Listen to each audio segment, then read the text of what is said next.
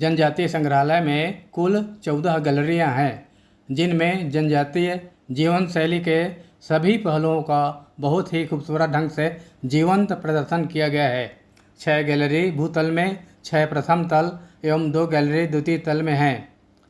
Ticket प्रति व्यक्ति 20 रुपये है।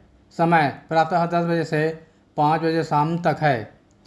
सप्ताह में प्रत्येक सोमवार को संग्रहालय बंद रहता है।